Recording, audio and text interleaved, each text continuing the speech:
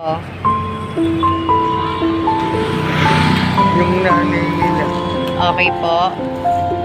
kahit na 15 taon na abroad, na hindi man lang nabigyan yung dalawa kong matanda.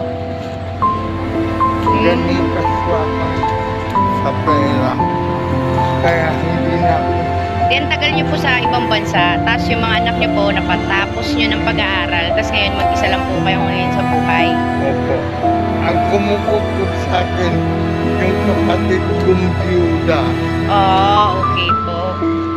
Ayan, tinulungan ko po si Daddy ngayon kasi sumakay siya sa amin sa Egypt. Wala siyang kasama. Tinatanong ko kung ba't siya walang kasama. Sabi niya, abandoned parent daw po siya, pero nag-abroad siya noon at pinag-aral niya yung mga anak niya. Tapos naman niya, kaso lang po, sa kasamaang palad is, inabando na siya ng kanyang mga anak. Yan. Yun po ang story ni Daddy. Kaya sasamahan ko si Daddy ngayon hanggang doon. Ang nangyayari, para akong pulubi na namamanimos para sa kamot ko. Okay po. Yan. Ngayon, may pupuntahan si Daddy sa Raon. Siya lang mag-isa. Dahil yung panggamot niya is, kailangan niyang makuha. Oh, yun po.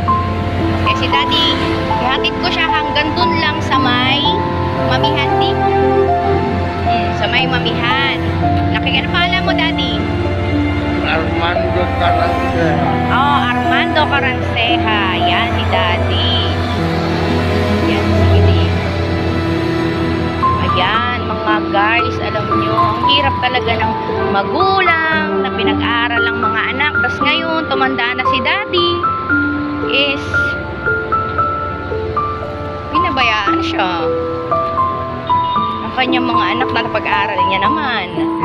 Sa totoo lang, nasa labas yung tatlo. Sydney, Australia, Qatar, saka Dubai. Yung mga anak niyo po. Oh, ayos pala yung buhay.